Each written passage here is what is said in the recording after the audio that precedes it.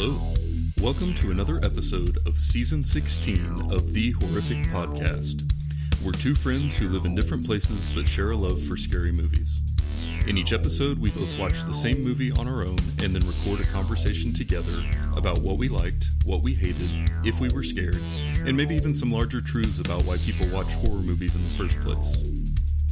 This season, the theme is B movies for C students. We're taking a break from the current trends toward elevated horror and examining the history of horror B movies and how they've developed over time. Thanks for joining us, and we hope you enjoy the episode. So we never really set out to intentionally do two movies from the same year from each decade, but apparently that's what we're doing for the 30s and the 40s. It's funny you say that because last night when I was watching the movie, I definitely had that same thought, and I was like cool with it. I was like, this could be the thing we do because it's like I pick, you pick. Mm-hmm. We could blame the other person if the movie's bad. It's nice. Yeah, it's always good to have that fallback of like, well, really, it's your fault that I made a bad choice. Exactly. Yeah. A lot of people go through life that way. Mm-hmm. But yeah, this was an interesting one. I knew nothing about it going into it. And I guess because it was also from 1942, my frame of reference for expectations was Cat People. Mm-hmm. And right off the bat, like the film quality was way worse. Yeah. And so that was surprising to me because I was thinking that in 1942, we were still kind of in the era of the bigger Hollywood studios making their own B movies. Yep. So I was kind of curious like what the story was on this one. And I started looking into Monogram Pictures because I didn't know what it was. And I found out that this one was actually part of the Poverty Row movie studios that we talked about in the kickoff episodes. So that is interesting. We're finally kind of like moving on in the era of like how B movies were made. I'd like to say that I did that on purpose, but I was really just trying to find one that fit the requirements with it. So that was a nice little accident. Yeah. So going back to our kickoff episode where we talked a little bit about the history of B horror movies, which is the focus of this season, we had mentioned that in the beginning, in the 30s, there was like this big downturn in movie attendance with the Depression. And so movie studios actually owned theaters and operated them, and they were trying to get creative on getting people to come in. And one of the things they found to be effective was like a 2-for-1 type special. So that incentivized them to make a lot of really cheap movies fast to pair along with the ones that were the higher budget ones that they were actually making so that they could charge 2-for-1 but not have to spend a whole lot more on the things they were distributing. Then we kind of got into an era where it didn't really make sense for the big studios to also make like these really big high quality movies and cheap low quality movies because you could just offload that to other movie houses that just focused on doing that and churning out these like low quality ones. Mm-hmm. And so in Hollywood, there was a group of studios that were called Poverty Row that specialized in that. And,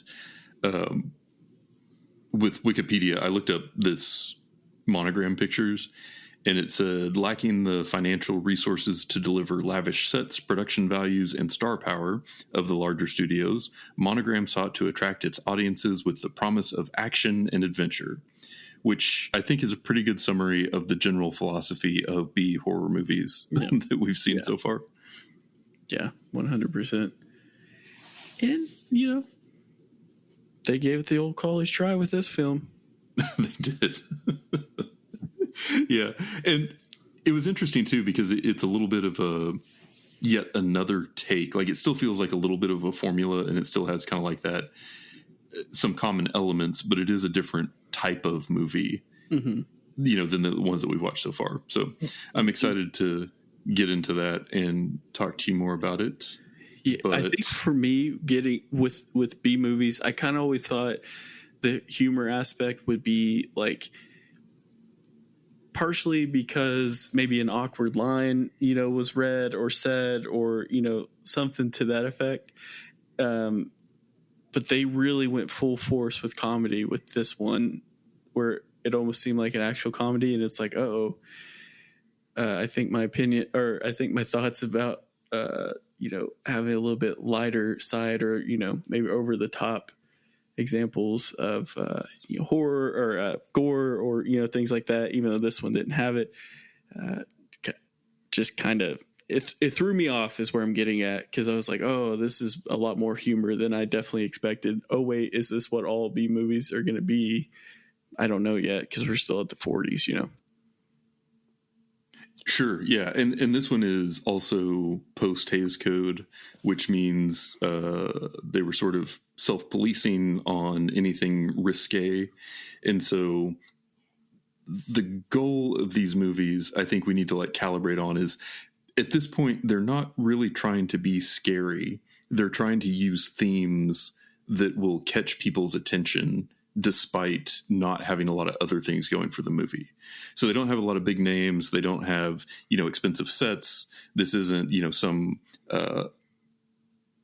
super well-known director or anything like that. What we're dealing with is we're just trying to get people interested in seeing this movie and to be incentivized to go see the good movie and then not do it because this one's there too.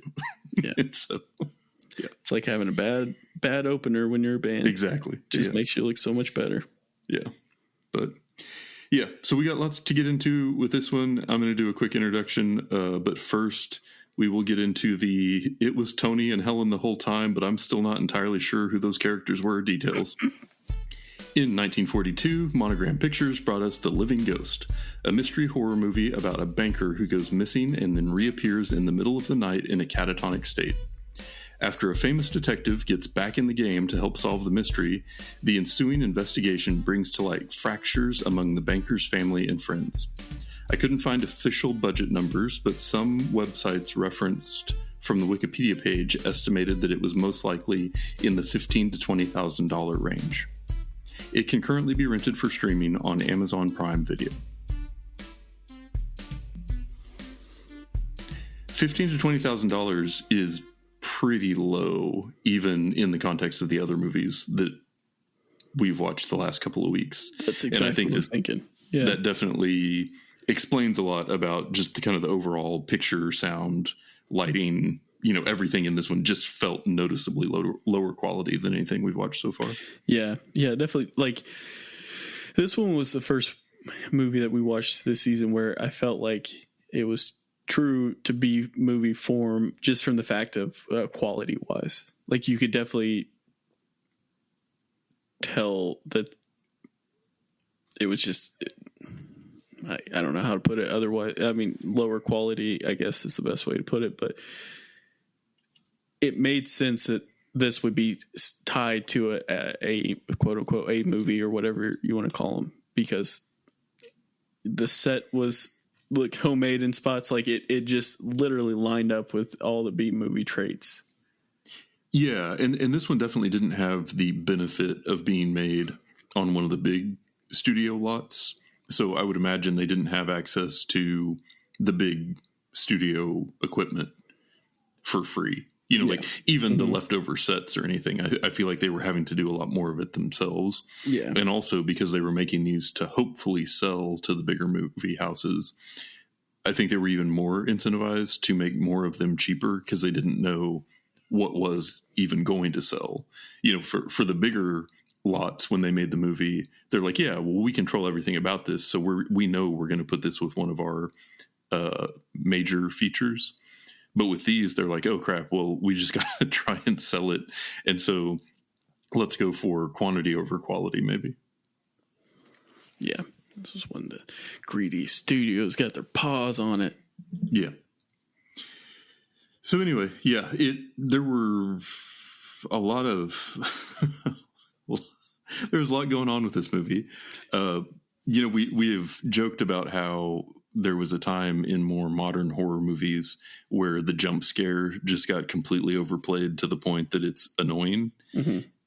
I feel like this movie was almost trying to get there with the plot twist, the setup for the wrong person being the killer, and after a while it's hard to keep paying attention because it's at this point, I know you're setting me up to think the wrong thing, and you're just going to immediately tell me that I'm wrong. So right.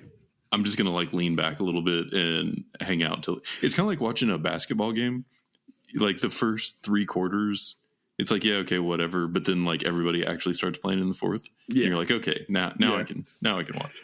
Yeah. I think, we've talked about this in previous seasons where, I think it's honestly it could be a little insulting. Like you're just throwing twists at us or, just deceiving us for no other reason, just to try to make it seem like you guys had this crazy twist all along.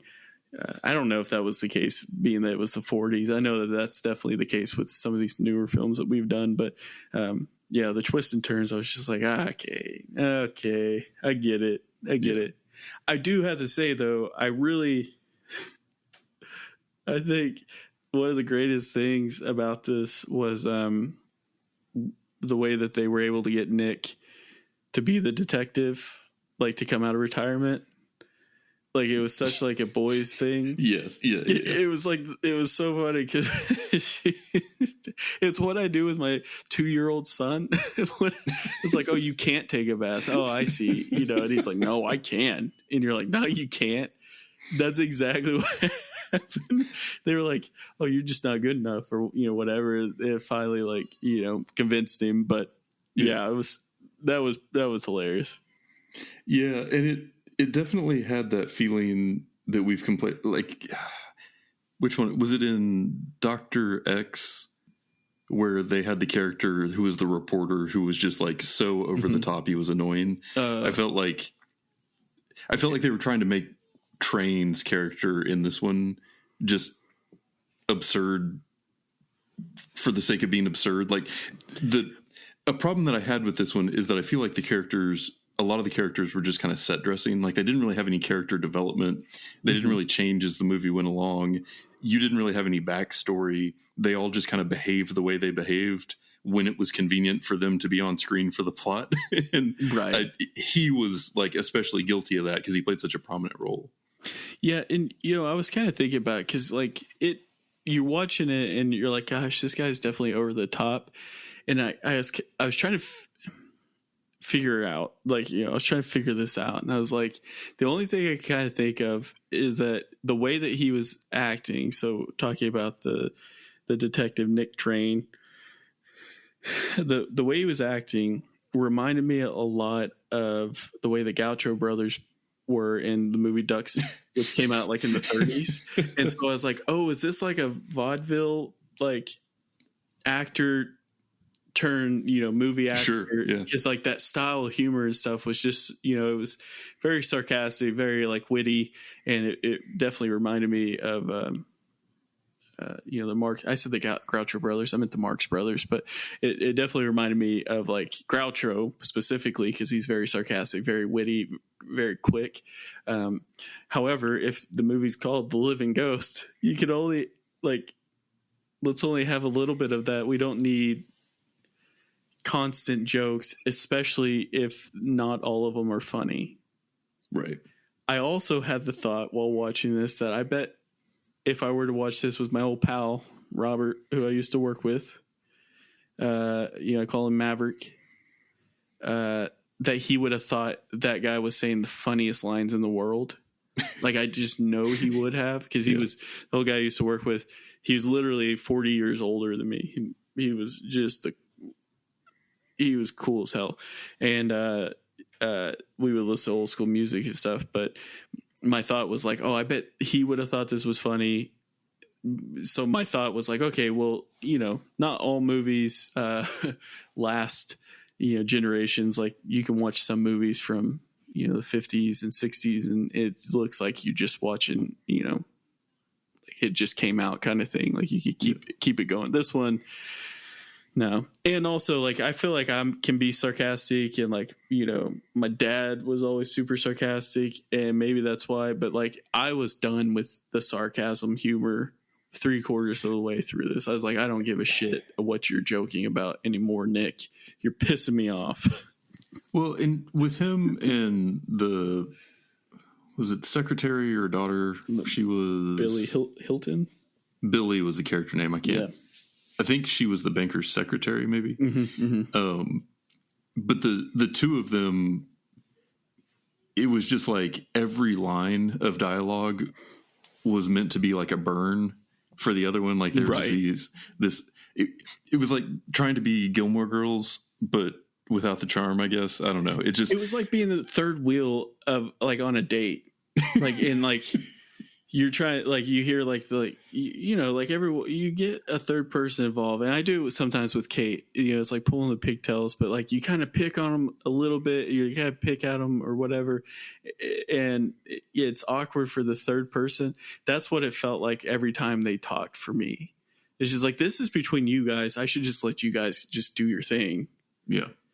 And then get back at me when you're done acting like fools. I'm just kidding. No, they were absolute acting fools. They definitely were. Yeah. So, yeah. And there were times when that kind of worked. Like there was that scene where they were both in the den in the evening, and they were like flirting, and then the banker comes down with a knife and tries to stab Nick from behind. And then he just like falls to the floor. Like, because so much of their just stupid banter had been a part of the movie, it almost put you into that, like, I'm not paying super close attention, I've let my guard down mode.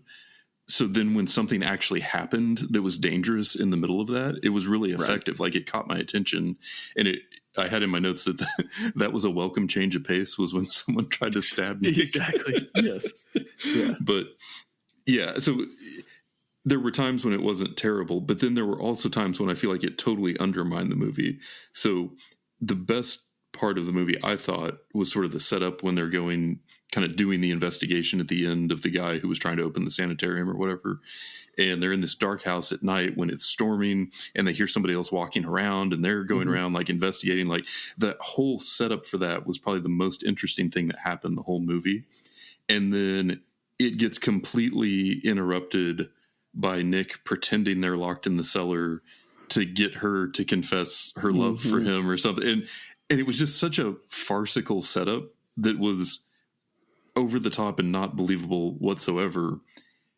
And then it turns into like this comedy bit, and it just totally ruined what could have otherwise been like a decent horror scene, you know? Yeah, I mean, first off, like, if we're just doing the math here, I think they just met. Okay. Oh, and look, listen, listeners. You don't love someone that you just met, no matter how much you feel. I'm sorry, it's just not the case. Okay, you feel like you do. You feel like you do, but you definitely don't. I just want to get that out there. That was one of my problems with that scene. The second one was like, that's pretty freaking weird, dude. Like, that's a weird way to go about what you did. Now, I understand like the joke and everything, but like the other side of me was like, well, like, okay, like it was so exaggerated and over the top of what his answers back that you know, I had to know something like that was coming, because he's like, we're gonna be in here for day or years or whatever, like we might run out of food, you know, all that kind of stuff. And it's like, did I miss something? Did it jump a scene? Like, what the hell is happening? But just it didn't add to the story, and the movie was already short enough as it was. And it was just like, you could have done it another way. You don't have to have a love story in every film. This is a prime example, one where I don't feel like it added anything to it. And the banter was enough by that point that I was just like, yeah, I'm good. However, like, leading up to that, like what they were going through was definitely like creepy and like, you know, sketchy. It just felt like it was wasted with them doing that little bit. That was definitely like a bit that you would see on like Hee Haw or something, you know? Yeah.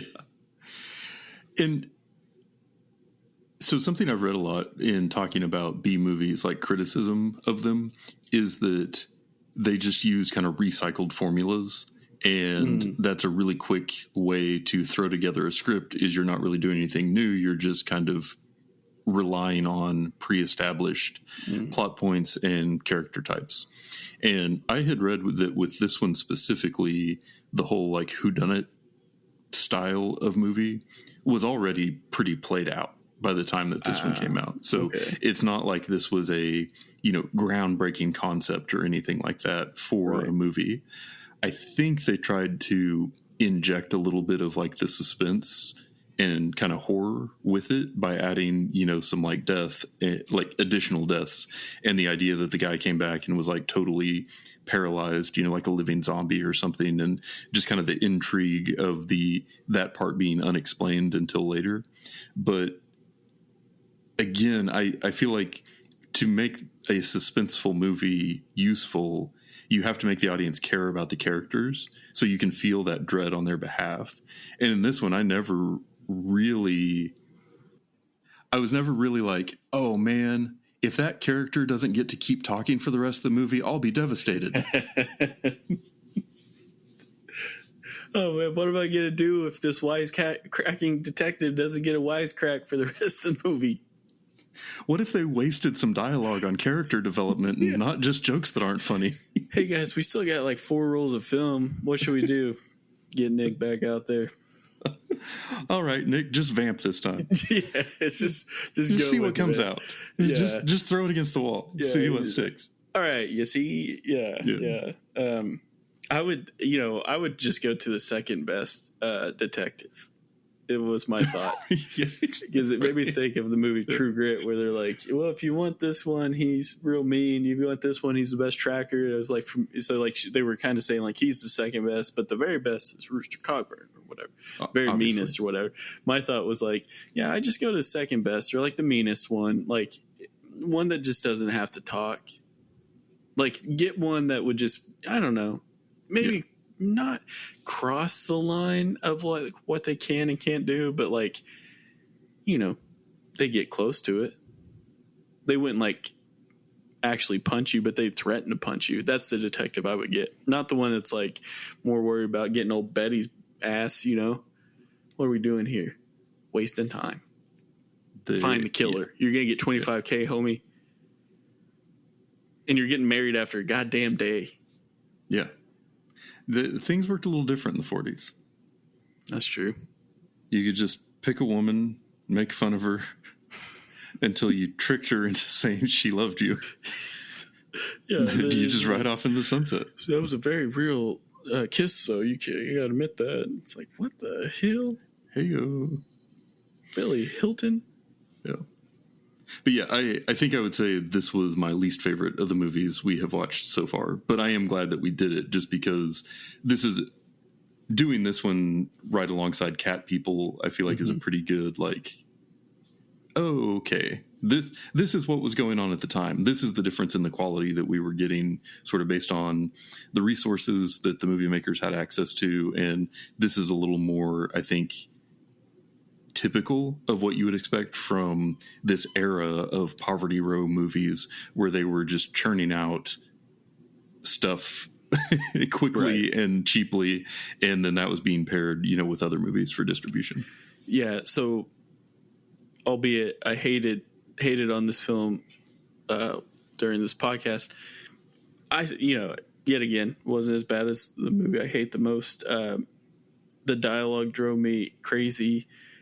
It did have one of my favorite things to happen, I guess, in films that I think has been referenced in movies. I know in one particular, but that I caught, which was one of the things I was trying to pay attention to, was like, how are we going to see a difference in acting back then? Because early film, I felt like they're still getting getting it figured out, and how to act. And, in the 60s, you had like,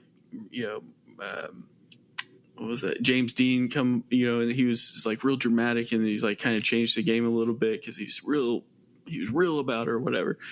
So I was trying to pay attention because I want to see if this guy's just like stand-up comedian with Nick or whatever. But what I noticed was there's a scene, and there was Nick on one side and Billy on the other side, and behind them is one of the other characters in the film, and Nick and Billy are talking, having a serious conversation, and the actor that actually has lines and like is part of this film is watching it, not realizing that they're on camera, apparently. And so they're kind of like going, like they're looking, so they're almost dead center between two characters that are facing each other, you know, right side of the screen, left side of the screen, they're both facing each other, and you got one person in the middle, and he's sitting there like looking back and forth as they're like talking. Like, it's just, and what it is in the movie Pee-wee's Big Adventure, at the end when they make a film about him, he's in the film and he's the bellhop at the hotel, and this, you know, James Brolin or some Brolin actor, like a real tough guy, is playing Pee-wee, and then, you know, a real hot lady is playing Dottie, and he's in the middle of them, and he's literally doing that exact same thing, like where he's mimicking the lines he's saying, like he's not actually saying them, but he's mouthing them. And it was I couldn't help but like, it was the greatest. Like, I was just so. I was like, oh, this movie, gnarly dialogue and all that, but it had that in it. It was like, I'm here for it. This is a B movie. This is what we signed up for. But going to kind of what you said real quick, I think it's interesting, though, because I'm with you. It's definitely, out of the ones we watched, this is not my favorite for sure. However, like, it is kind of cool to see the range, like, of what we've had so far. So, you know, so far we've had Dr. X, The Mask of Fu Manchu, and The Living Ghost. And like, that range is just pretty crazy. Like, the different styles of film altogether. I know they're years apart. However, it was just kind of cool to see the range, and we're only in the 40s. So yeah, and I'm really excited about the one that we're going to come back with next week, because it is... Because you picked it out? Yes. Fuck. But also, because it is even a totally different take on sort of the origin of these types of movies, and it'll be fun to talk about that sort of in comparison. So, I'm looking forward to it. It'll be a good time, because next week we're doing... So, you know how, like, if a thing is, like, famous for bad reasons, it's infamous? Mm-hmm. Is there, like, an equivalent for classic? Classifamous. We will be reviewing the Classifamous movie Plan 9 from Outer Space. That's perfect. This is great. I'm so stoked. And that's it for today's episode. If you've listened this far, then thank you, and we hope you've enjoyed it. We're always looking for new ideas, so if you have any questions, comments, or movie suggestions, please send us an email at thehorrificpod@gmail.com. Or hit us up on the IG. That's what the kids call Instagram. Just search for The Horrific Podcast. Thanks for listening.